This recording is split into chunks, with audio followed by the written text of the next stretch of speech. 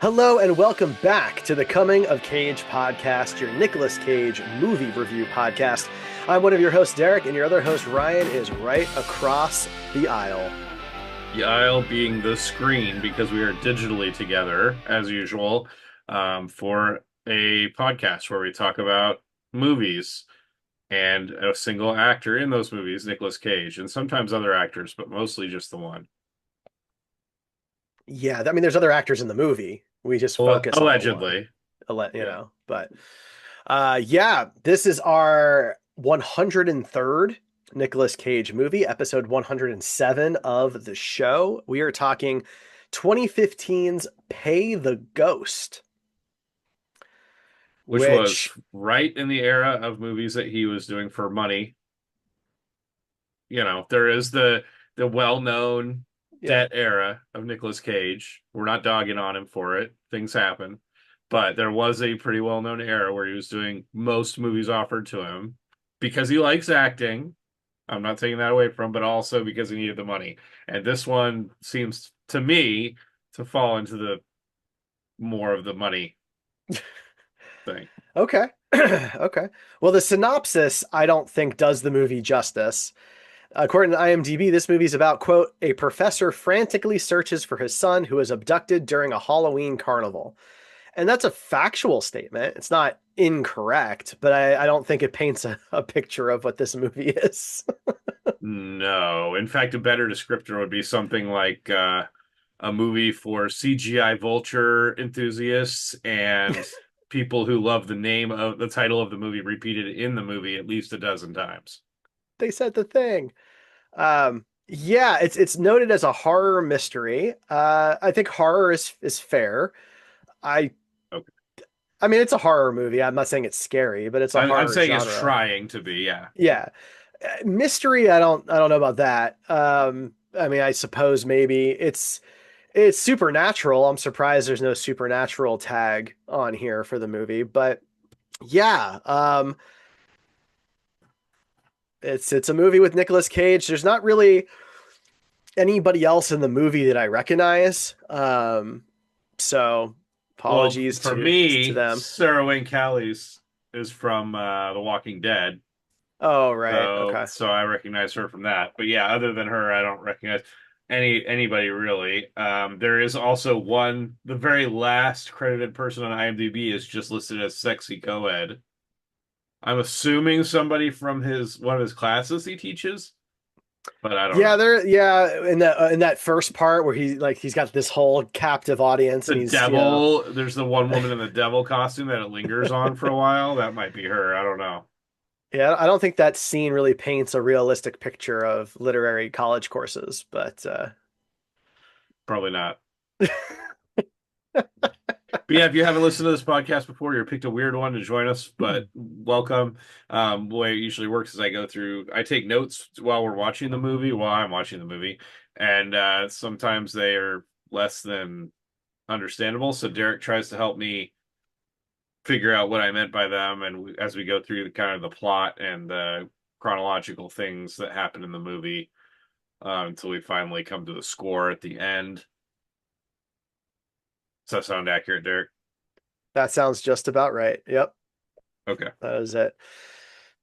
So let's do it, man. Let's kick things off. Okay, well, right at the beginning, we only get two title screens, which is incredibly disappointing for a movie of this era. Just two. One of them is very involved, though. Oh, yeah, the title screen is like 12 seconds long, which for a title screen is really long. It was like a video game level or something. Yeah. Like it was this whole CGI building area that you were walking through. For a minute, I thought the movie had started and was really caught off guard. But yeah, just those two. Just the title Could, screen. yeah. We get a big reveal that we're now in New York in 1679. Period Um, piece, obviously. yeah, the whole movie is no, does not take place then. This No. is just a kind of a bookend with the ending of the movie. Um, but we see some kids wearing what seem to be ritual animal masks in a basement of some kind, while there's some sort of thing happening upstairs that sounds violent. And one of the kids like Yeah. screams out for their mother, and the other kids are like, "Shut the fuck up!" And then it cuts to modern day. Uh-huh. Definitely the most useless scene of the movie, since we will see it again later. Yeah, the exact repeated scene. Yes. Yeah. I really, that's a pet peeve of mine because like this is a short movie, right? Hour It's only an 39, I hour. think. Yeah, it's 94 minutes, right? And we're burning time showing a scene that we're gonna be shown later in context where it makes sense. And the ending is so like rushed, unfinished that like if you needed a couple of minutes, this is where they were. Yeah. Yeah, yeah. Yeah, so then we're in modern day and we're seeing a mom talking to her son, or you were seeing just the son at first in bed. And I want to say, listen, no disrespect to this kid, but he is one of the worst child actors we've seen in a while. You think so? There was nothing positive I could say about his performance. That's rough, man. Do you disagree? You thought he was I, really good in the no, role? I'm just, as a kid and having no information really on the director of this film going into it. I mean, for all I know, it's not the kid actor's fault. This might have been the way he was told to play the role. You know what I mean? Like I And just if it was, then I'm sorry for hurting your feelings, kid. You're probably, 25 years old now, but hopefully you have good memories of this film, regardless of what the performance was. Um, I thought it was really funny, the set building in this for this kid's room. So they want to convey with this room that it's Halloween mhm. without really having to say it. So what did they do in this room, Derek? Do you remember how they conveyed that it was Halloween in the kid's room? I mean, he's got the pumpkin on the chair. That's a big With one. He has literally just a chair at the edge of his room with a pumpkin on it. That yeah, is just there. It exists. that Okay. that's just there. His costume is hanging above the pumpkin, if I remember. Yeah, against the wall, as people usually, that's where people usually hang clothing, right against their wall. Well, I think he wanted to show he was waiting for his dad to come home. And so his mom had set the stuff out waiting for his dad to come home, and then he never does. You What else, know. Derek? I mean, I'm remembering toys he had. He's got like an Iron Man action figure. He does. Um, I don't know. I'm not recalling anything else There's three Halloween-y. more things that I can recall. Oh my Yeah. God. So there was Okay. a like toy jack-o'-lantern on his desk. Okay. There I missed were that. bats hanging from the ceiling, Right, the bats. Yep. and there was like Halloween candy on his like bedside table, Okay. which seems like a terrible idea to just let your kid have a bunch of candy on their bedside table. But it was like it was so over the top that like to tell us it's Halloween, which there was no need in this scene to tell us that it's Halloween. I mean, certainly not to that extent. I think the pumpkin and the costume probably get the point across. And the pumpkin, why are we keeping just a giant pumpkin on a chair in the kids' room? That is I mean, not why? something Yeah, I've ever seen done. I don't know. I It don't know. was ridiculous. Like Yeah. it would have made any difference if they just put it on the table in the kitchen or something. I mean, they would have had to shoot the scene differently, but yeah. They wouldn't have had to shoot the scene differently. They still had plenty of stuff in that room to let us know it's Halloween. Well, they call out the pumpkin specifically, you know. Right, and seeing it, show, don't tell. That's what they always say, right? So there you Yeah, go. Nailed that's it. right. They nailed it. Um, They showed the hell out of that oh pumpkin. yeah, big time. Big time. Um, yeah, so it's the traditional kind of Nick Cage movie where he's, a father that's failing to be a father. He's always at work. It's a trope in itself of Oh not yeah. just in Nick Cage movies, but it does happen in a lot of these weird like mid-aughts movies or like teens movies um that he was doing for money where he's like the absentee father. And go ahead. No, and the character doesn't really do a very good job of showing like why it's important that he's at work so much. Like he's in a library completely by himself like doing research, but there's nobody else around. He easily could have taken those home. His wife takes work home multiple times throughout the movie. And then the other time on actual Halloween when he's running late, we're never even given like an explanation for it. He's just like meandering around the school for a while. Yeah, it's true. So yeah, our introduction to Nick is, and listen, I don't live in New York. I've driven through it, but I've never done anything there. Uh wherever this library is that he's at, it looks like a palace. Yeah. I mean, It's, it is a I mean, huge library. It looks like it would be in Britain somewhere. well, I think it's like at the school's library, right? So whatever school that was supposed to be, New York's got some beautiful schools, so it's supposed to be that. Yeah, but it's like a whole exterior shot, and then he's yeah in this room alone, which this whole building is seemingly abandoned because he's by himself and it's like complete silence.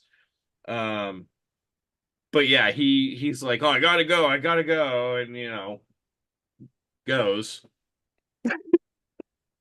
and gets Great home. analysis. Yeah, he goes home, and it's late, Yeah, and yeah, and his kids in bed with the mom because he's sad because dad doesn't. and he's scared because he saw something out the window.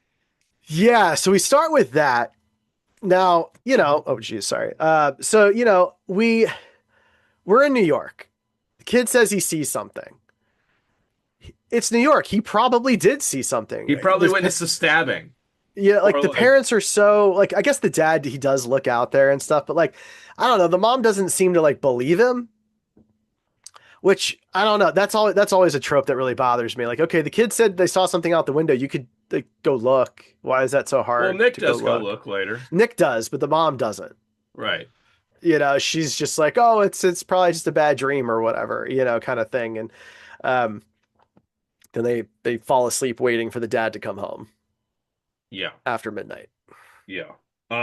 And for if this is your first time, we do play Nick Cage Bingo, which is a Cajo Bingo, which is our home created bingo cards for Nick Cage movies. And at this point, would have got Nick wears glasses because when he was in the library, he wore glasses, and Yep. we would have gotten 10-year love interest that's 10 years younger Oh, okay. because I forgot to even he's look. much younger than him, 14 years, I think, something like that. Oof. Okay.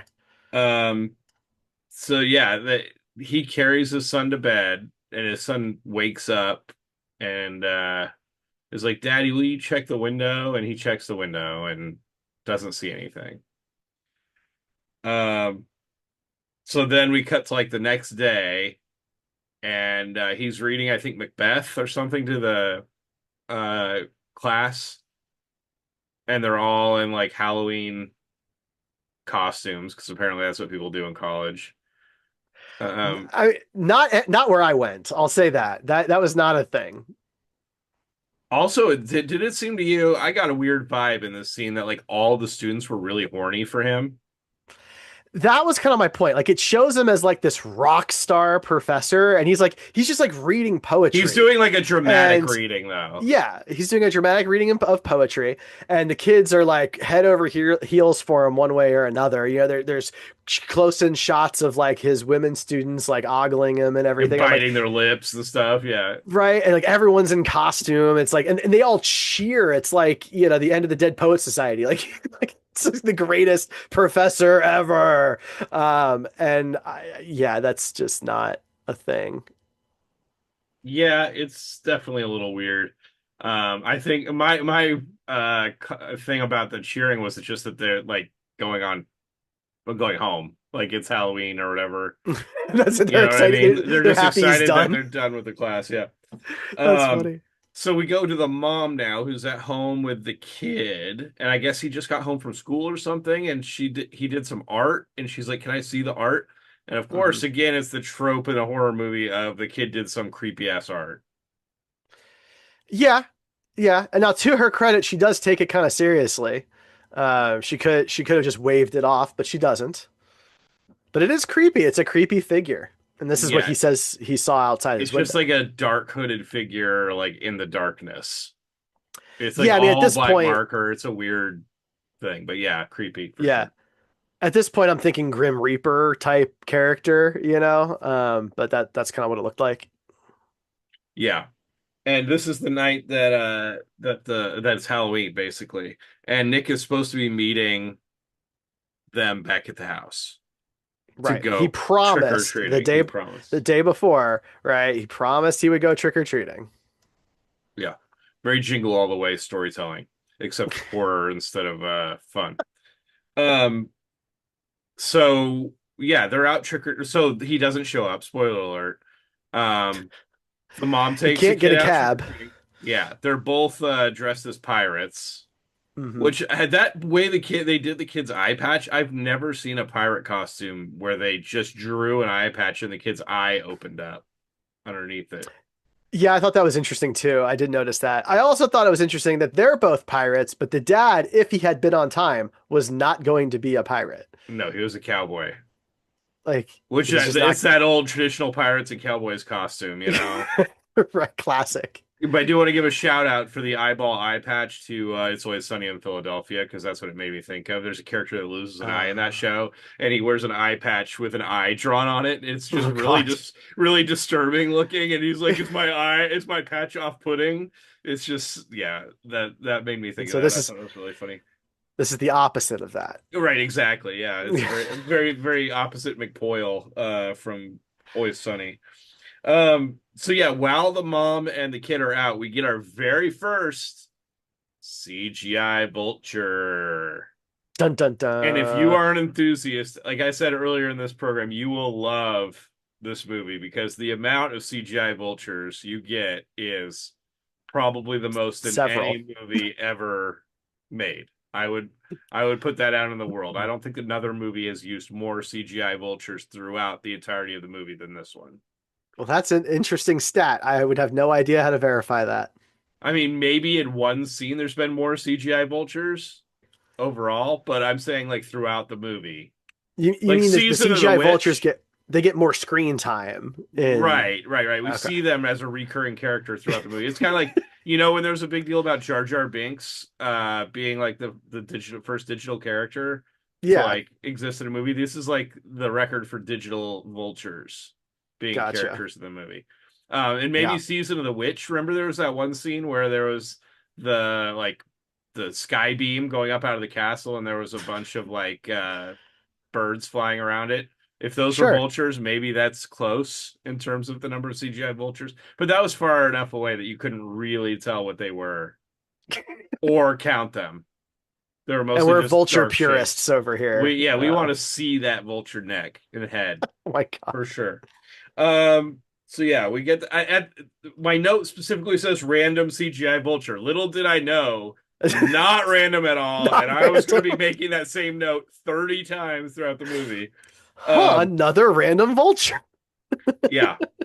And so while they're out trick-or-treating, Nick is trying to get back. And like you said, he tries to get a cab and every single one ignores him because it turns out on Halloween, everybody's using cabs. And so he Yeah. decides to like walk home, I guess. And so we get this terrible shaky cam shot of him running to the house. And it was like, I get that this is supposed to be a horror movie, but that's not the time to use a shaky cam. There's nothing happening. Well, He's yeah, just nothing's trying to happened get yet. home. Right. This is not the horror aspect. It's Yeah, not the we don't horrors of need being shaky late. cam here. No, no. Which really, we don't need shaky cam in any of the scenes that it's used in this movie. It was bad choices all Well, around. I'm not a fan of shaky cam anyway. I No, I tend know to you don't dislike like it. it. So I'm So assuming like, every time that shaky cam on, you just rolled your eyes. I'm like, why? There's not even a reason for it. There's no action sequence here. It's true. The action is Nick Cage running to his, I don't even know what you would call that, place he The lives. house? It's a It's not brownstone, yeah. is it a house? I mean, it's just got, It's a row home. They're called row homes. oh, Yeah. okay. I had no idea what to call it. Um, yeah, so he gets there and the kid and mom aren't there. So he apparently gets in his costume and just sits on the porch for an unknown amount of time until Yeah, because I the guess mom and kid get there. his phone is dead. Like it's 2015, right? There's plenty of his movies that take place before cell phones were a thing, but it's 2015 here. He couldn't like pop his phone on the charger and call and be like, "Hey, where are you? I'll meet you." And Right, he's no, literally at his house. He could put it on yeah, the charger while he's changing into his costume, and then have uh-huh, enough charge to send a text or make a short call. doesn't But do no, it. that would ruin the whole movie. Instead, he gets dressed just to sit and wait. Yes. Yeah, exactly. And so they arrive back at the house, and the kid has mentioned about 3 times before this that there's a carnival he wants to go to. And Hmm. so, of course, when he sees his dad, his mom already said no. But when he gets to the house, he sees his dad, and he's like, "Man, maybe I should just drop this carnival thing one more time and see if Dad feels bad for neglecting me, and he'll take me." And sure as hell, Ryan, as a parent, the parent doesn't even need to be in a situation to feel bad for kids to try that stuff. no, I If know, you but get the an kid knew that he would do yeah, it. but that is such an on point normal kid thing to do. You're saying that was good writing, possibly the I'm best writing of the movie. I'm saying it's realistic. That's all I'm saying. Like Oh, okay. that was absolutely completely reasonable to see that happen. Now the mom's reaction to it, I don't know. I mean, if you didn't want him to go because you were uncomfortable with it with his age, I don't know why this would have changed anything. But Yeah, so Dad is like, "Can I take him? We'll be back in half an hour." And she's like, "Okay, totally cool. I don't need to go. I'm going to go to sleep on Halloween at presumably like 9:30 or no, something she went to go work. She's working on some designs. on Halloween." Mhm. Yeah, Yeah. Okay. And so, yeah, he decides to take the kid to the carnival, and somewhere along the line, a camcorder shows up, which plays zero role in the whole movie. I thought it was that's going to not play a true. role. I thought it was going to play a role. It does not play any. I mean, there's the one scene that has nothing to do with the footage the kid shot. Yeah, Um, but that's it. we'll I mean, we'll get to it. yeah, But yeah, so this kid has a camcorder out, and they're going through, it's and not even like it's a it's very not even New good. Orleans festival, I thought. Did you get that vibe? It was very much Yes. like a Halloween Mardi Gras. Yeah, yeah, absolutely. Like there was a moment where I was like, "Is it not in New York? Did I get the city Me wrong or too. something?" Like, um, Yeah, we were like, this is the most New Orleans, New York party ever. I thought they were going to use the camera as just like product placement for like Sony or somebody, but like they didn't even really do that. Well, so while they're going around through this festival or whatever, the kid hears like a scream, like a banshee wail, I would describe it as. And he like puts the camera to this alley, and there's this woman, like hooded woman that looks like it's drawing, and she's there like I don't remember if she was screaming at this moment, but she's like staring at him for sure. And then somebody, and he's seeing this through the viewfinder of the camera that's recording. And somebody walks by, and when he walks by, they're gone. That whole trope. Right. So, I mean, this is gonna be a little bit of a spoiler for later in the movie. I thought that later in the movie, after the kid goes missing, that they'd be like, "Well, we should watch and review this footage." Hmm. Because I clearly recorded it because the kid is seeing it through the camcorder. It's not with his eyes. It's not an illusion or something the kid imagined. He saw it through the camcorder. But then we see that dad later, after over a year, watching the footage, and he doesn't even watch to the point when that woman shows up. Yeah. And the role that the camcorder ends up playing is a complete, like, it could have been anything. It could have shown up on TV. It could have shown up, on his cell That's true. phone. It could have been anything. So Yeah. the camcorder literally has no bearing on anything in the story. No, Um, that's definitely true. You know. so um, we the kid wants some ice cream or something. I think it was ice Yeah. cream. I can't remember, That's ice some cream. sort of dessert. And then we see more vultures, more CGI vultures. I think 3 more at this point. And so the dad he had his son up on his shoulders. Now he takes the kid down, and he's holding the kid's hand while he's ordering the ice cream or whatever. And so the kid is like yanking on his dad's hand, and dad's like, what? And the kid's like, Daddy, did you pay the ghost?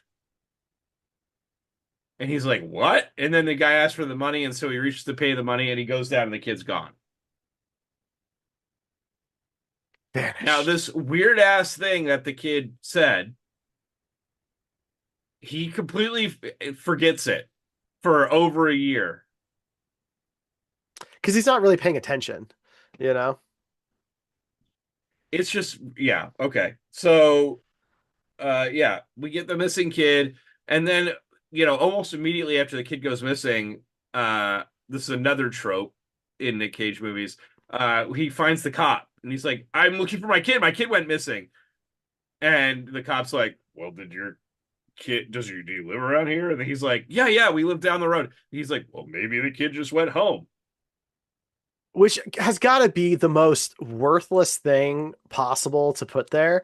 Like, come on, like it's a like 7-year-old kid. Yeah, and so he Just, goes back home. Nick Cage does. He's like, "Ah, no, I I don't need to know. search around the festival God. anymore." And the mom is like, "You lost our kid and you left and didn't look for him?" And like he's like, "All right." He Yeah, just he's kind of not like, like well, a stands. cop told me to. Yeah, He doesn't. he just is like, "I don't know." He just doesn't really say anything. And then the mom goes down there, and now there's a much more competent cop down there. I think it's like the next morning, or it's like some time has passed, and the festival or the carnival or whatever is winding down, and they're like the last ones there. And yeah, so they get a more competent cop, but he's like, cases like this, we almost always find the kid, so I think you'll be all right. Um, and we get another CGI vulture that's overlooking the scene. Did you count how many we got in the movie? I didn't count, but I did notice it every time it happened. Okay. There are some where it would have been hard to count because it's literally like a blurry mess of them like attacking a car or attacking a That's person. true. Yeah. So we get okay, the first of many of these, and I know you hate this too. Cheap ass jump scares. Cheap ass jump scares. So we get this like dream sequence. Well, but we don't know it's a dream sequence. It's framed as Nick Cage is waking up. And he wakes up and he goes to his son's room. And his son's not in there, obviously. He looks out the window. And then his son appears behind him. And as soon as this happens, I'm like, okay, this is a fucking dream sequence. And it's a setup for a cheap ass jump scare. I could just Hmm. feel it in my bones. This was the type of movie that was going to do that. And sure as fuck, it's a cheap ass jump scare. I Hmm. hate that so much. Not Yeah. because it's scary, because you can see him coming a mile away. And this is one of the ones that's like, when you're doom scrolling and it's like a video of like somebody trying to catch a spider like with a Yeah. pan or something, and you're laughing, look at these idiots, and then the spider jumps right at the screen. It's Yeah. something like that with like an old woman's face that comes up out of nowhere. Because it doesn't feel earned in any way, No. right? There's nothing that's being built here. There's no journey that it took you on. It's just meant to just push some adrenaline real quick before we move on to the next scene. Right. Which it didn't even accomplish that because I have a feeling I wasn't the only one that could feel that coming on. No, Every no. jump scare in this movie was extremely predictable. I mean, it's funny. I didn't even think of them as jump scares. What did you They think of were them as? no, I didn't like. I don't even think they registered in my brain because to your point, like I think I just saw them coming, and so Yeah. they ceased being a jump scare because it was like, well, then she's going to be there as soon as he turns around or whatever, But it was you know. clearly intended to be a jump scare. Yeah, you're right. My brain just kind of went past them, I think. I understand. So yeah, he wakes up from this nightmare and it's a year later. Almost three days before Halloween. Yeah, it says 1 year later, but then it's actually like not quite a year later. No, it's because I don't think they wanted to be like 362 days later or 300 and whatever. Yeah, 62 But days then it's later. just confusing because you think it's Halloween. I know. I know. The But I whole agree movie, I'm with like, you. how many days have passed at this point? Like, I was trying to figure out Right. what day it was. Time is a weird soup, Derek. Um, yeah, so we see him at this point. He's having hallucinations of his son. He's like walking around, and there's a bus, and he sees his son with like the full pirate costume on the bus. And Well, yeah. So like that's so he's wearing the exact same clothes. He's still got the makeup on, but it is basically a year later at this point. Cause like so he's moved out. He's living on his own. They've separated. So he's got like his own apartment with the paranoia board where he's got every news clipping and map and stuff like that up on the wall trying to find his kid. and he's obsessing over it. But whenever he sees his kid, he's still wearing the exact same outfit as if it was Halloween. Right. No time had passed. And was that supposed to be because in the this supernatural space, time isn't really moving? And so that was him bleeding through, or is that supposed like what was that supposed to be? Unclear. Moving Okay. on. Derek, don't ask questions, okay? Um, so he's walking around and he chases this bus down and gets on the bus and there's no kid, obviously. Yeah. And so he's like wandering back through the streets and he sees some spray paint that says "Pay the Ghost." Very And all of a convenient. sudden he remembers. All of a sudden, yes, over a year, almost a year later. So it's also shown that in his apartment, he has the very like peppy, whatever his name is, the meme of like Yeah. the board with Yeah. all the strings attached, trying to like figure out where his son is. But he somehow forgot that his son said "Pay the Ghost." Mm-hmm. Which seems Yep. to be, which turns out to be the most important detail for finding his son. It like cracks open the entire The story. single, yes, that one three-letter phrase is the entire key to the whole thing. Mm-hmm. But he forgot it for a year. Yep. So he sees the ghost, or sees the Pay the Ghost thing, and there's three CGI vultures hanging out right next to where he sees it, of course. So, Do you you do know, you like vultures so much because they look like Skeksis? I do like Skeksis. I don't really care for vultures specifically. I mean, they're fine. I just don't understand the usage of them Hmm. because traditionally vultures, are a symbol of death, Yeah. right? So Hmm. they've circled, you see them circling where there's a dead carcass or whatever, but there's no death in this movie. Well, I'm not gonna say nobody dies, but the kid is not dead. Not in the traditional sense of the term. No. Correct, because he's alive at the end of the movie. Spoiler alert. So Well, right, unless he's Jesus Christ, but if Nick doesn't get him before that wall closes up, he he's can't still come not back. So, dead. but they can't leave then. They become ghosts at that point. But are they actually ghosts? He's just in another dimension of some kind. I mean, they acted like ghosts at the end, the other kids. Sure. But what is a ghost?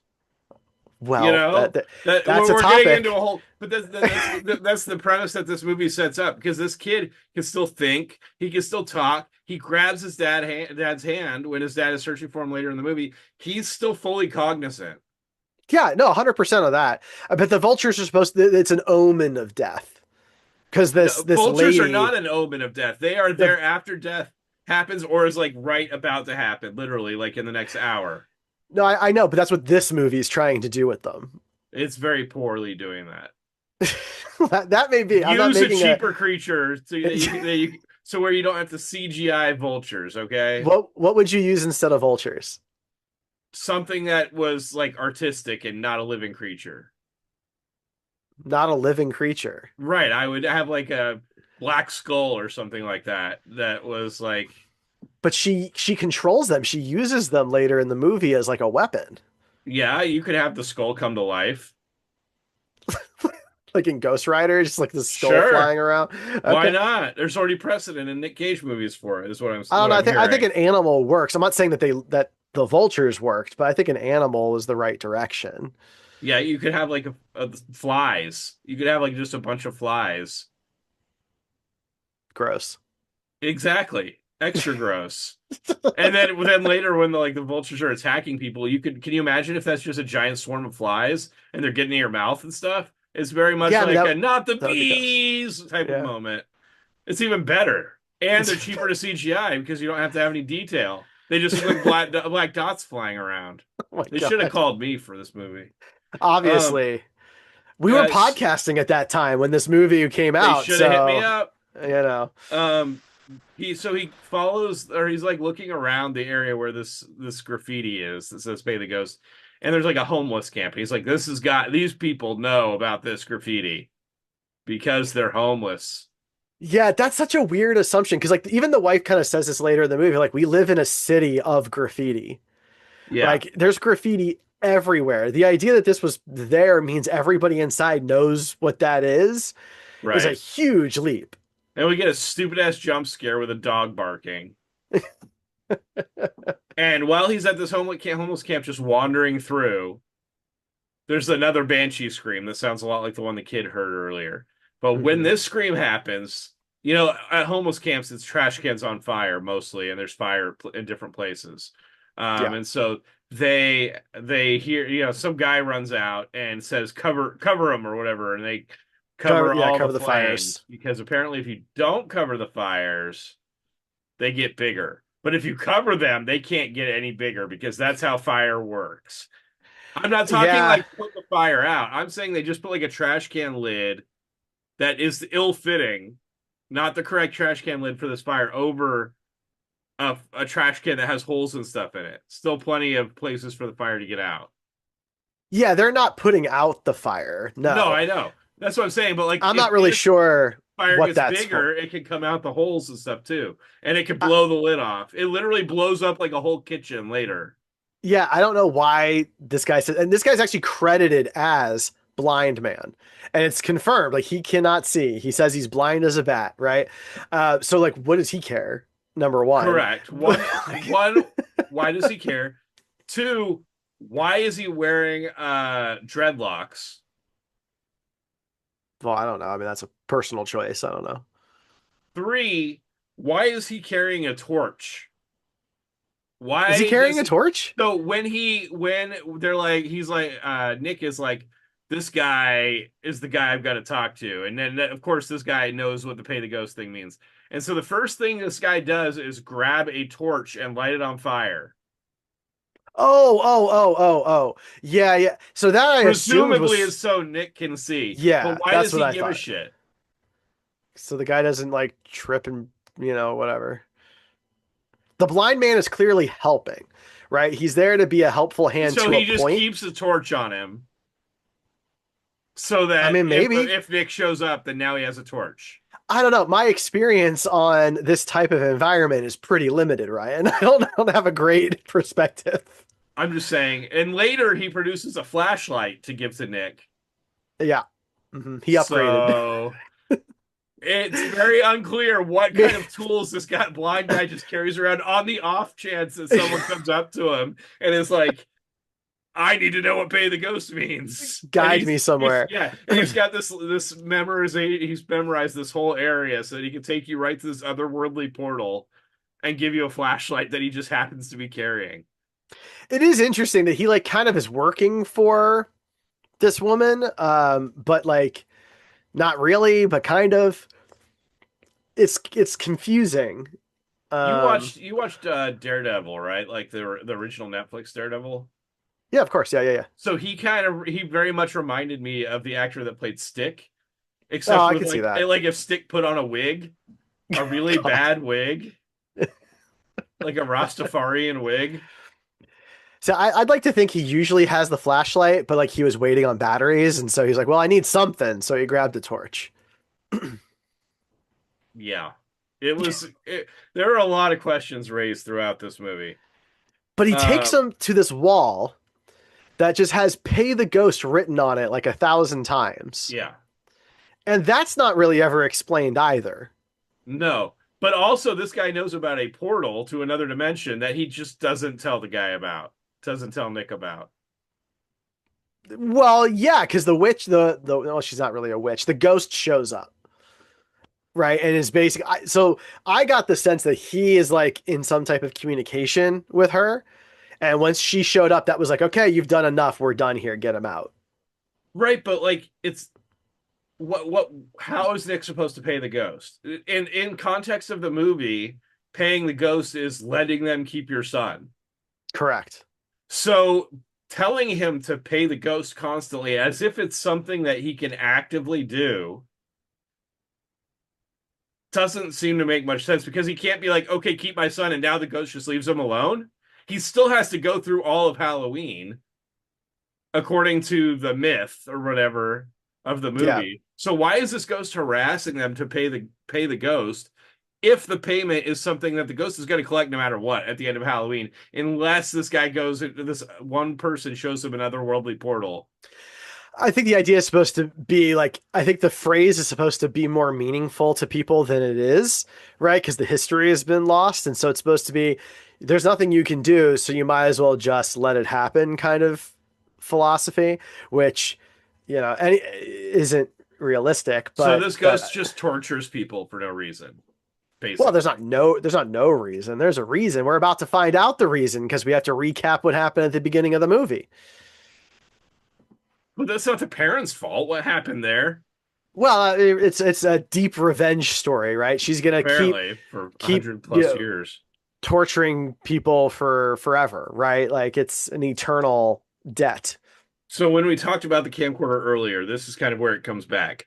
Nick goes back to his house and he decides to watch some of the footage from that night. And in my head, I'm like, he's definitely going to watch and see that witch. Now that he's started to pay the ghost thing and starting to connect the dots, he's going to see that witch or ghost or whatever she is, and be like, oh my God, this is what See, happened. I did not think that was going to happen because I had just made the assumption, maybe unfairly, that at some point the cops watched that footage. I guess, yeah, I don't know. That whole thing is, like I said, it doesn't have any payoff. But then he No. sets the camcorder down after he watches 8 seconds of it and powers it off, and then the screen turns on. And he Hmm. decides to look at the screen, obviously, and it shows like this generic looking like old farmhouse that's like run down. Yeah, it's like The Ring meets Cabin in the Woods kind of vibe. Right. And then you get the jump scare of like a scary ghost face popping up on the screen. Dumb. Yep. That again, like it's just her fucking with them, right? Yeah. And so he goes to his wife and is like, have you had any of these issues? Like, have you been seeing our son or anything like that? And she's like, no, get the fuck away from me. We're broken up. I don't want to be around you. Right. So then she goes home, and maybe this only really creepy scene of the movie is there's a scooter that we'd seen the kid like rolling around in this tiny little house on earlier, and when she gets home the scooter starts rolling around on its own and like rolls up to her and falls over. It was funny because like it shows you how sometimes doing something modern maybe doesn't work as well. If that had been like a little tricycle, I would have found that really cool and creepy. The fact that it's a razor scooter made me chuckle I because would like have laughed I if he had had a like started razor doing some scooter. flips on it, like Yeah. kick flip it while like the ghost is really showing off what it could do. Right? Like it was just like it's a razor scooter. Like I think it would have been better as like a tiny trike or bike or something, but it's this razor scooter that like it was the talk of the town when we were kids, and it just made me laugh. Yeah, it was funny.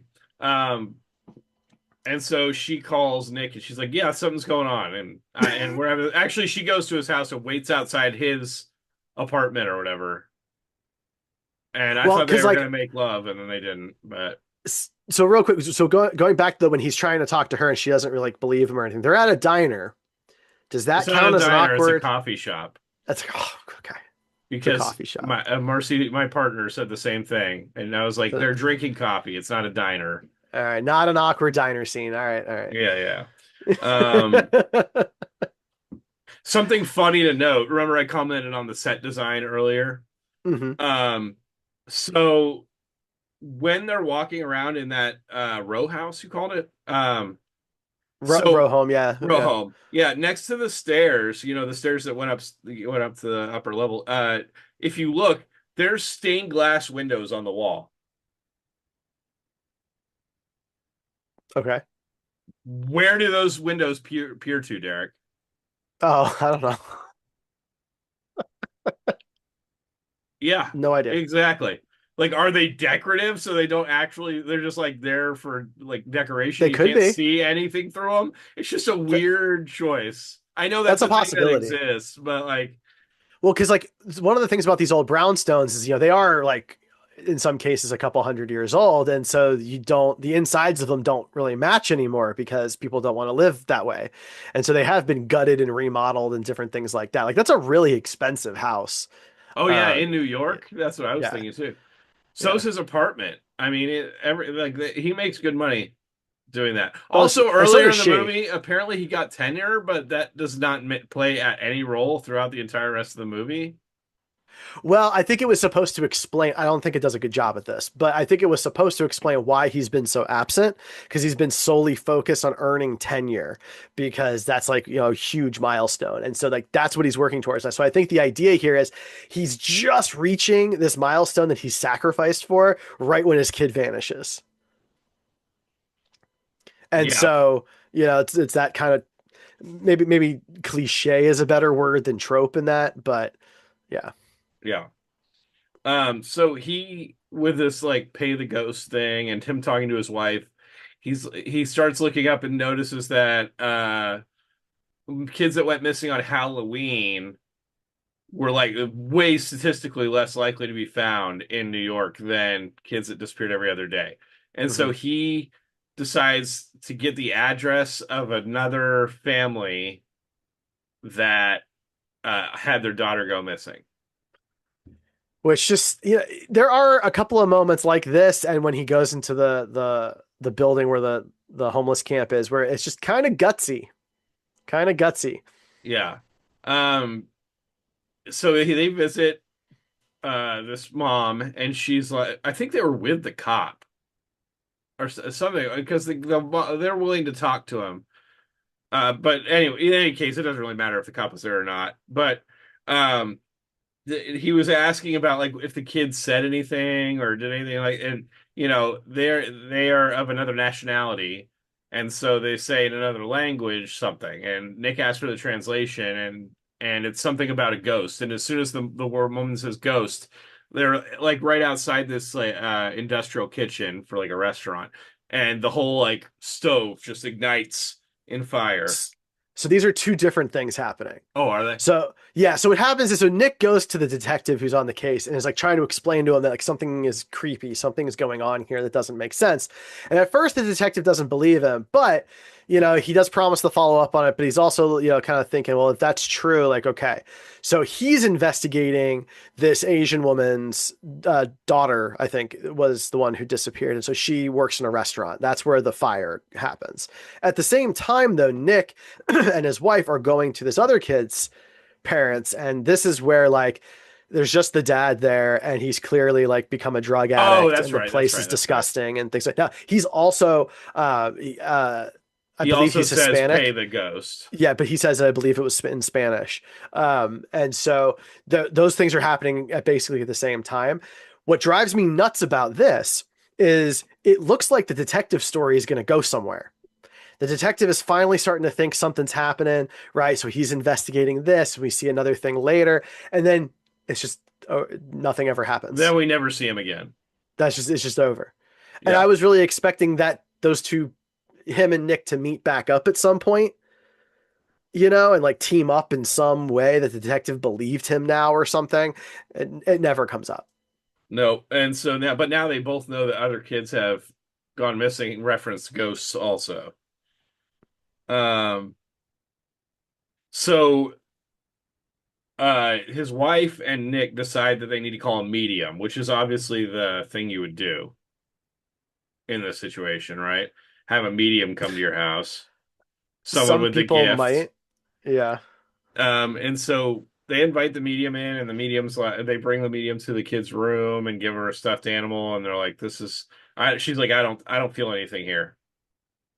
And then as she's walking to another room, she's like, "Wait a second." And then the ghost just fucking murders her. Pretty dark and seemingly very unnecessary. Yeah, he like she's acting like she's getting choked up Hmm. against the wall as well as cooked from the inside out. And so she, dies with like blood or something coming out of her mouth and just laying on the floor dead. Yeah, the abilities that the ghost has Unclear. and her willingness to kill people is also unclear. Like, has she does every year she just kills some people that are loosely associated with these disappearances. And like, I don't know, it just seems kind of crazy, but it just felt like a totally unnecessary thing to do. She was about to leave. It wasn't working. Right. And the same detective comes over and is like, "Don't skip town." And the mom is like, "Are you accusing my husband?" Like, she was also there and witnessed the whole thing. No, but the Like, detective only thinks it's him. yeah, this detective really, really hates Nick Cage. Also, they just get to like live in their house where a crime just happened, a murder, Mm-hmm. A as strange, weird murder, as if nothing happened. as if nothing happened. Yeah. Yep. Um, so later in that evening, Nick Cage wakes up and his wife is not in bed with him anymore. And so he hears something, and so he goes to the kids' room, and this, you can instantly tell this is going to be like a Ring style jump scare. It's so gross, though.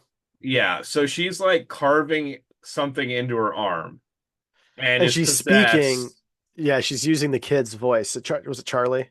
Yeah. She's Kid's name's she's like Charlie. possessed and yeah, carving into her arm. And so, Nick is able to break her out of it, but we get this jump scare, of course. And after she's like back to herself, Nick just like grabs hydrogen peroxide and just like pours it all over her open wounds. Yeah, I mean that would hurt.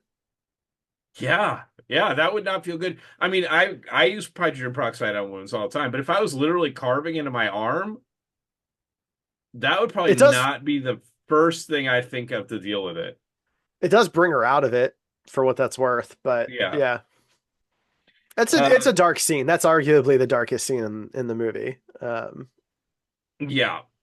So then we get a scene at the morgue where the guy that's like, the morgue attendant or whatever is getting ready to do open her up and see what's going on.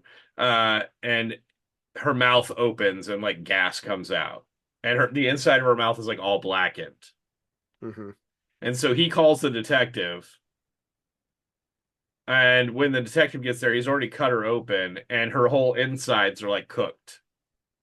Yeah, it's completely charred. She was completely burned from the inside. But again, nothing comes from this. Nothing. At this point, I'm like, okay, so the detective's got to be on board now, right? This is all totally unexplainable. Like, let's go. And that is like that's the last time we see him, isn't it?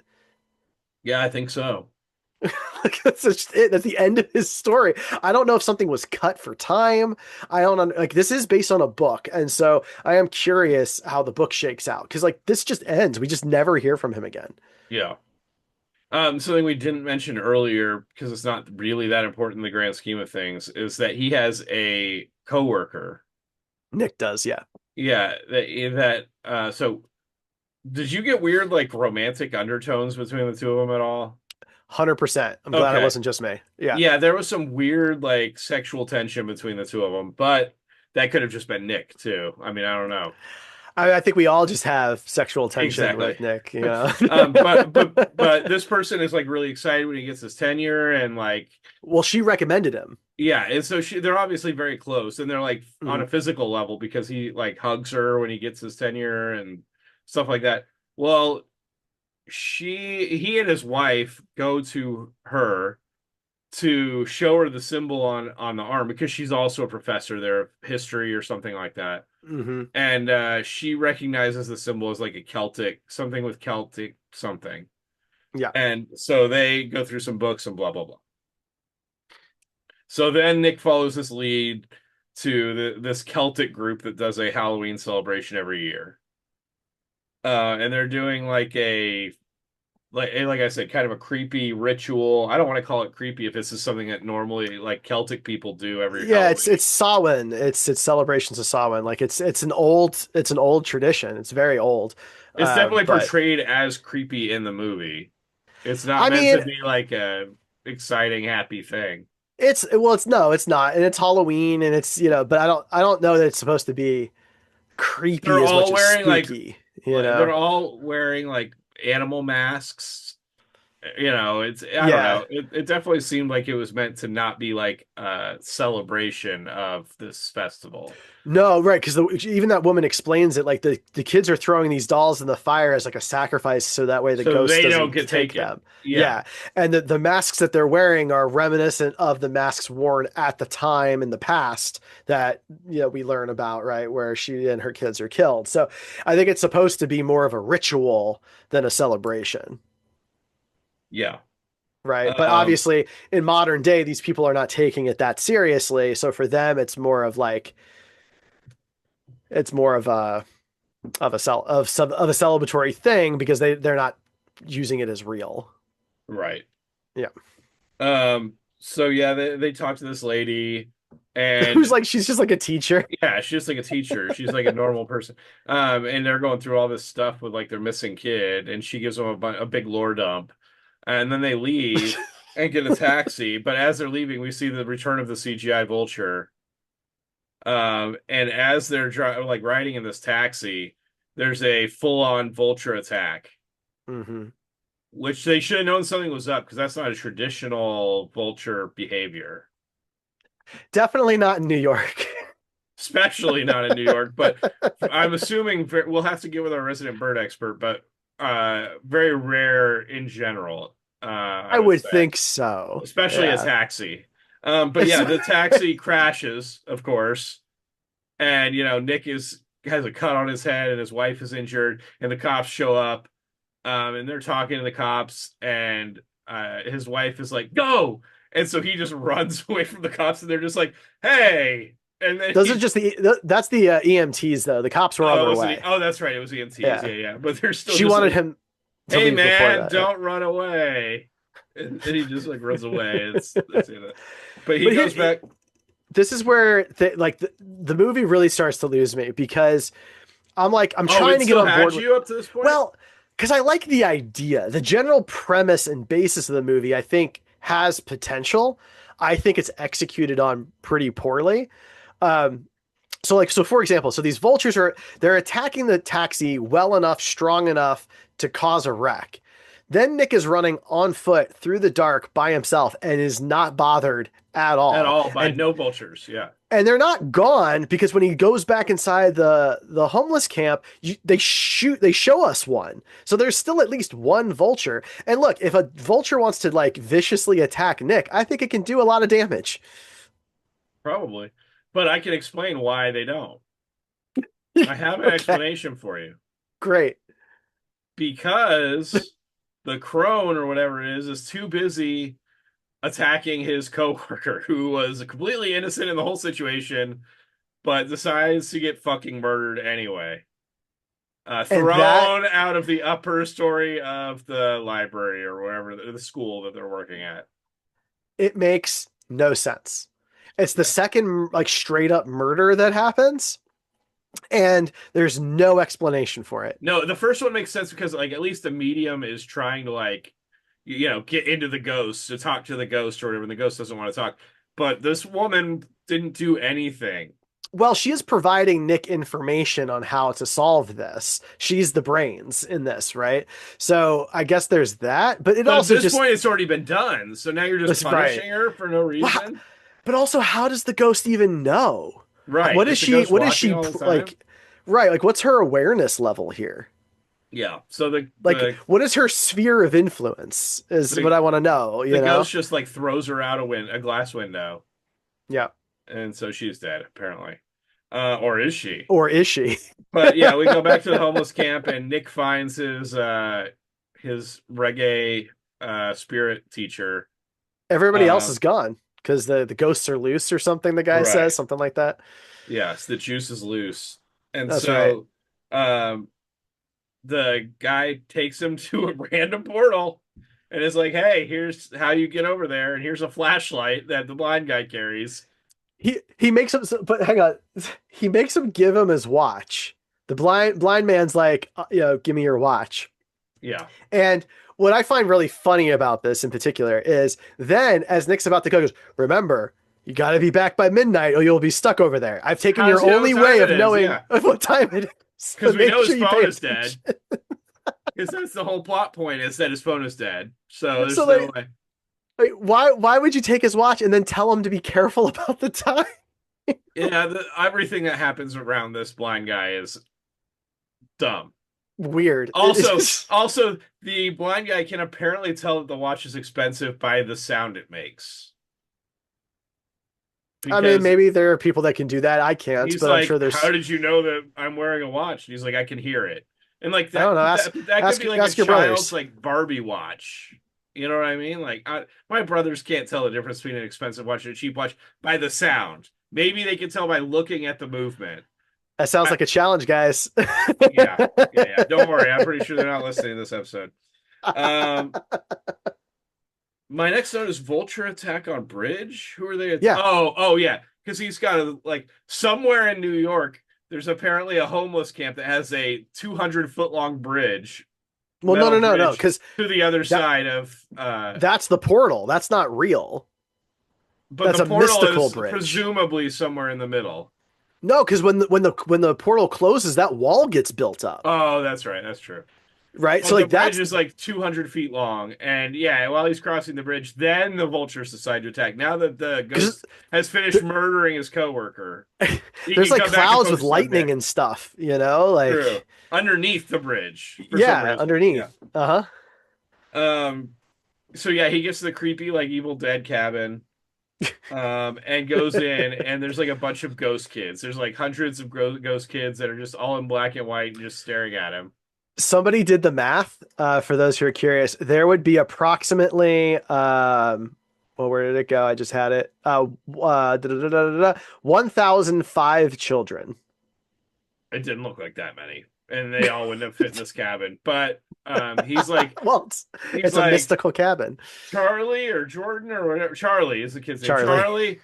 Charlie. He's like yelling for Charlie and walking through all the ghost kids because they are not corporeal. They are like full apparitions.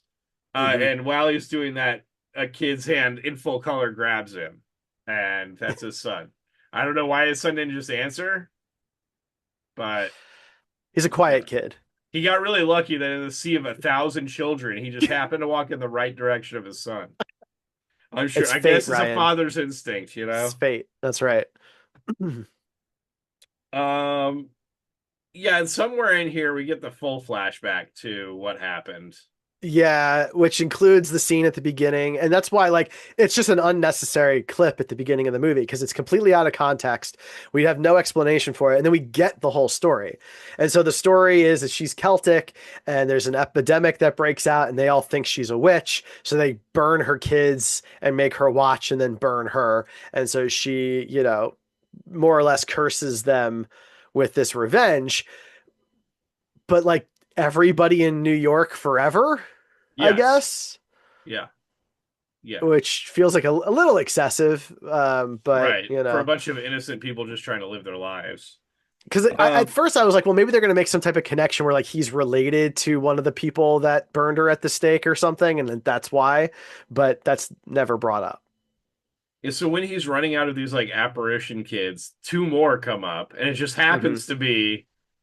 But this part didn't make sense to me because the families that he visited, he says one of them that the kid disappeared 4 years ago, and then the kid is there and able to Different be kid, rescued. because there's always three. She takes three kids every year. So these are just the other two kids she took Gotcha. that year. Okay. Yeah. Gotcha. So they don't have it. See, I thought there might be an emotional attachment because we saw the parents of the kids earlier. So maybe it was the same ones. Turns out, no, apparently they're just random kids. But he has three kids and he's trying to basically like pull these three kids through this whole thing. And he gets to the bridge where, guess who's there? The ghost. The ghost is there. And this ghost has been shown to have serious powers, keep in mind. Just a But little. instead of just straight up murdering Nick, she like picks him up really high and then drops him back onto the thin bridge. She's like messing with him because like she could burn him from the inside out. She could knock him off the bridge 50 feet and have him fall to his death. But no, instead she's just gonna kind of like savor the moment. It's like, in The Incredibles, right? Like she's monologuing, basically. She's playing with her food. And And then so that's why somehow, she loses. but then somehow all the kids for the first time ever decide that they can now defeat this ghost, and they turn into a big amorphous blob and like do something to the ghost, and now Nick can escape. It's Better than a unclear. sky beam. It's unclear. It's Um, it's like the those ghost version of a sky beam, Look, there were two rocks that were holding the door that was trapping them in the basement, and clearly removing those set them free. apparently. Yeah, like yeah, they all got free and like turned into, like I said, a big blob of ghost children essence. And yeah, and they made like a tornado around the ghost, which somehow stopped the ghosts from doing I don't know anything. if it just delayed her or if they defeated her again, because the movie ends so abruptly. I don't really know what we're supposed to take away from it. So yeah, so they get out and then they're And home. then we have no idea what happens to the other kids. We But No Nick clue. shows up at home with Charlie, and Charlie seemingly has no idea of the passage of time, even though Charlie communicated with his dad that he was cold wherever he was at, and blah blah blah. He has no recollection of any of this. It seems as if Hmm. no time has passed. My question is, and I have this in my notes, and you brought it up earlier, did time stop for the kid? Is the kid still the same age he was on the night that he got abducted? I Or think is that's he what a we're supposed. year older? No, I think he's basically the same age plus a couple days. So I think what happened is on Halloween at midnight that portal collapsed and then opened up the 3 or 4 days before Halloween. So he's aged 3 or 4 days. I think that's it. Nice. And it leads to this question of, well, what happened to the ghost? Did the kids actually defeat her, or are they just stalling her? Because if I'm that ghost I'm going and back for that kid next year. the portal opens back up, forget the kid. I'm just gonna murder that guy. Yeah, exactly. Like, but they get home. He doesn't remember anything. They all hug. It's great. We have no idea what happens to the other kids. We have no idea what happens to the detective. We have no idea how any of this is explained to the authorities at all because Nick, who was a suspect, Now has the kid.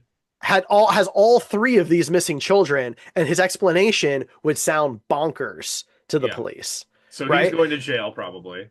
But we don't know. The movie just ends right there. Except it doesn't. Well, right. There's a Because mid-credit scene. so I'm going to throw a reference out there that Derek will understand, and maybe some of our more a movie, people that love movies might recognize. This is the Skeletor effect, I like to call it. Because if you've watched the original Dolph Lundgren Masters of the Universe movie, the movie ends. Mhm.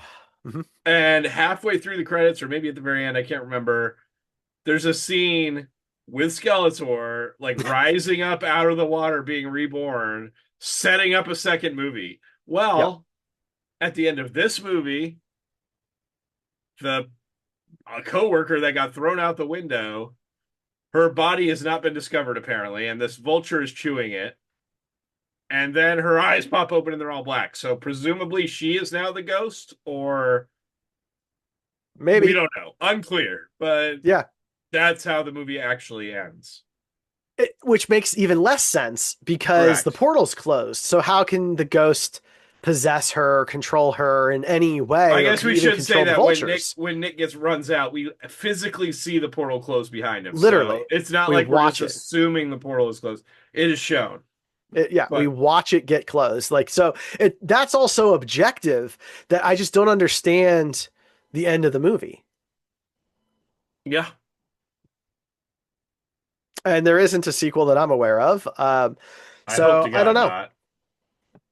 Okay. That's it. Well, at this point in the podcast, we usually go through and look at some 1-star reviews and some 10-star reviews on IMDb, just to make sure that we're not being too harsh on the movie in our own little bubble here. So, Derek, what would you like to start with? 10 out of 10s or 1 out of 10s? Let's start with the 10 out of 10s. All right, 10 out of 10s. Let's see.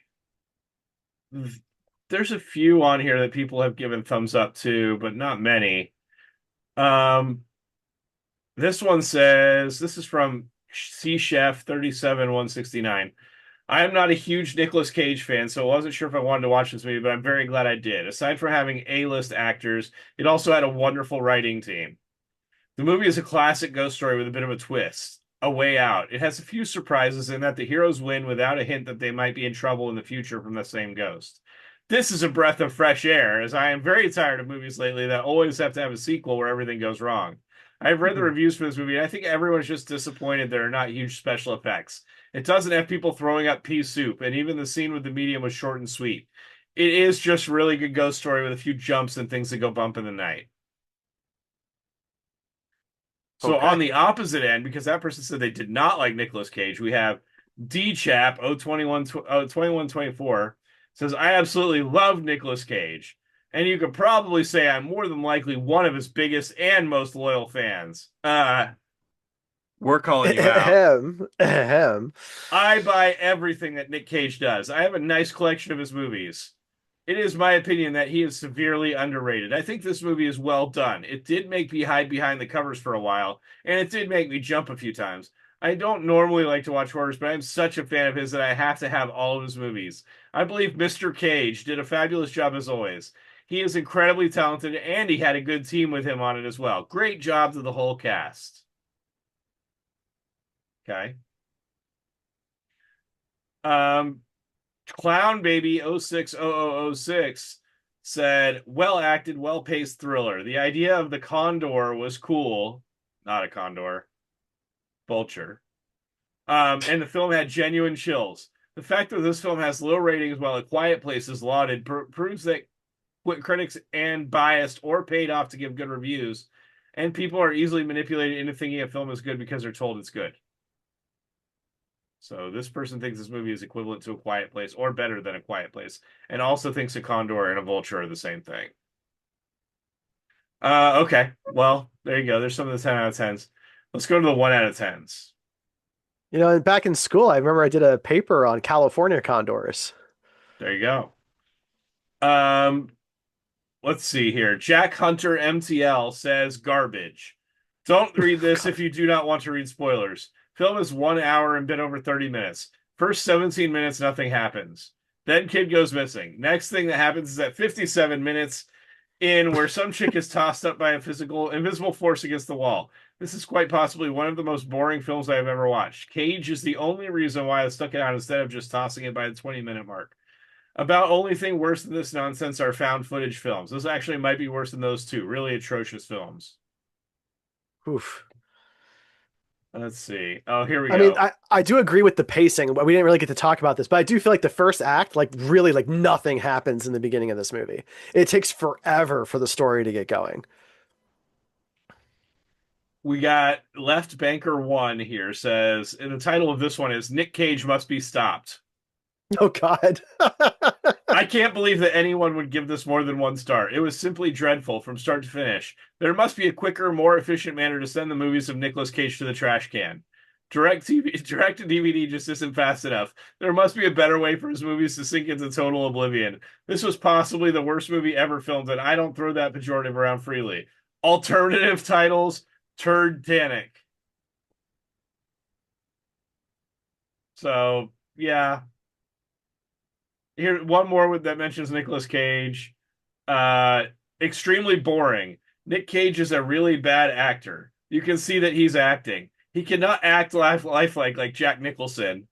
This film is all terribly boring. Those stupid birds and flashes are so faked, and that in NYC. Annoyed, I stopped watching. Nick Cage is overacting. In any movie he plays, always the worried-looking guy who carries the world on his shoulder. Nicolas Cage is absolutely one of the worst actors of all time. Nicolas Cage is without a doubt the worst, and I use the term actor with contempt, actor of all time. His break came because of his connection in the movie industry. In parentheses, Francis Ford Coppola, as if we don't know that. His performance in every one of his films is far below the minimum expectable standard for a student in a high school drama club. I have never watched more than the trailer for one of his films, and even that was too much for me to stomach. So this guy knows everything about Nick That's Cage and is overacting, having not seen even one of his films and only seeing the trailers. that's rough. Obviously we disagree with that. Heavily, yeah. I mean, I don't think you really get to give an opinion on an actor if you've only seen the trailers to their movies. Yeah, I mean, even if you've only seen like one or two of their bad movies, there's lots of amazing actors who have done bad movies. Jack Nicholson, you think every movie he's done is a masterpiece? Like, it's just not the Correct. case. He's an incredible actor. He's been in some not good movies too. See, the modern example of this for me is Robert Pattinson because, you got him cast as Batman and everybody's like, "Are you kidding me? The sparkly vampire?" And it's like Yeah, the dude has done, a bunch of art house films that are incredible, and you're just going to focus on that movie. yeah, he did the Twilight films, and then everything after that has been like stellar. Right. but One we're of the gonna best hold him actors of this generation. right, but we're gonna hold him to what he did. 15. Well, geez, whatever, When he however was long just ago trying to that was. break into the industry and taking basically any job, yes. Exactly. Yeah. I mean, he was also in Harry Potter, I guess, but That's true. Cedric, I forget about that. All right, so now that we've read some other reviews and talked about Robert Pattinson a little bit, which is a tradition, obviously, we usually end up rating the films ourselves. In fact, we always end up rating the films ourselves on two scales: one for quality of the film, two for caginess of the film. And it's, subjective, obviously, but we try and be objective to it when we're hmm doing it. So, Derek, what are you thinking? So, yeah, from a quality standpoint, I mean, we've certainly seen worse and we've seen better. Like I said, I think there's some potential here from a story perspective. It's poorly executed. So Yeah. I'm trying to decide how low it falls. I think so our scale is a 20-point scale. It's below a 10. I'm just trying to decide, is it an 8? Is it a 9? I think it's better than the movies I've given sevens to. So I think I'm going to give it a 9. I'm at an 8, so we're not far off. I Okay. think it's in that realm of, the 8 to 12 realm of average Nicolas Cage movies, but it's definitely on the lower side of that average. hmm So 8 is a good spot for me. And then we do caginess, which this movie is not cagey in any way. I can't even think of a single scene where I was like, this is cagey. No, I So don't it's think got to be like so. a 1, right? That's what I was thinking. Yeah, like I Yeah. was trying to rack my brain. I was like, I feel like maybe there was like a moment, but now I can't think of what it was. It's a And weird so, choice to use Nicolas Cage for this movie. Because I feel like it could have been basically anybody. And that's not a knock on him, obviously. That's just a knock on the writing and directing of the movie. well, and I think some of it has to do with what this is. So I decided to check out like the book that it's based off of. I was just curious. So first off, it's a novella. It's a short story. It's a 34-page story. That's number one. And so they made a movie out of a 34-page short story. Sometimes that works, sometimes it doesn't. But they also flipped everything. In the book, it's a daughter who goes missing, and the father's the one who gives up, and the mother never stops searching. In the movie, obviously, they flip that. It's a son, and the father never stops searching. So I don't know if maybe it was like, well, we want Nick Cage, so Or we're maybe just it's gonna because we got Nick Cage, so now we're maybe. gonna flip that because he's the better actor. I mean, maybe I don't know. I'm not. I never really got into The Walking Dead or Prison Break, where that Sarah's from. So I don't really know her body of work.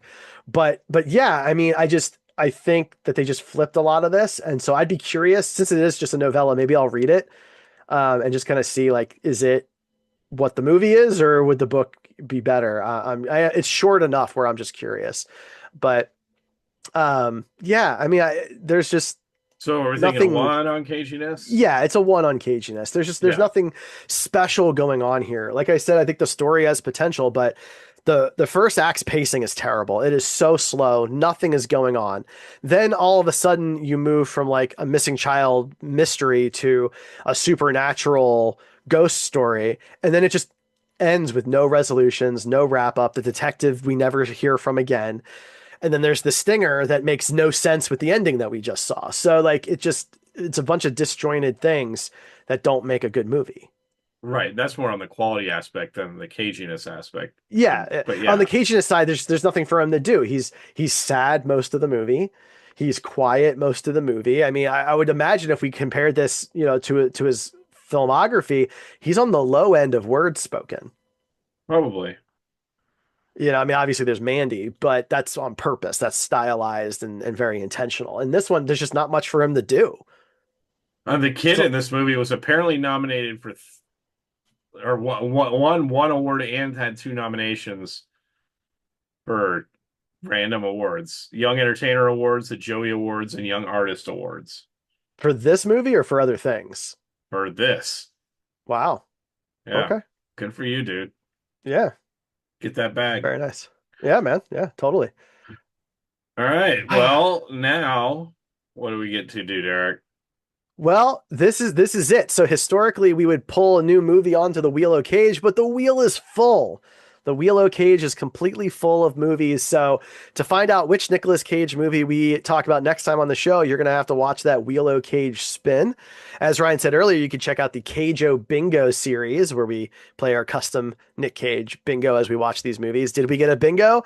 I mean, this was a tough one, so I don't know. We'll find out. We haven't checked quite yet, but I'd be surprised. Yeah. Um, you never know. It could be just a perfectly lined up row, you know. But that's it for this one. This is Pay the Ghost, our 103rd Nicolas Cage movie. We still have plenty to go through before we're caught up and done. Ryan, anything else on Pay the Ghost? No. Don't watch it unless you're a CGI vulture enthusiast. Or a diehard Nick Cage fan, right? I mean, that's why we're here. I will say this was the first movie I've ever watched on the Plex streaming service. So I have a home Plex server. I've never used any of their stuff, and they do have like a whole library if you have their premium membership. And this was the only place I could find it without paying for it. So I watched it on Plex, and that they have very long commercial breaks Nice. that are not timed well. It reminded me of the Freevee days. Well, we watched on Tubi and it had misplaced breaks also, so Okay. Fair enough. Fair enough. All right. Well, then that's it for Pay the Ghost. Thank you so much for tuning in. We are the Coming of Cage podcast. Go to comingofcage.com for all of our links. Subscribe on your podcast app of choice or watch us on the Derrico Studios YouTube channel. I'm Derek. That's Ryan. we'll see you next time.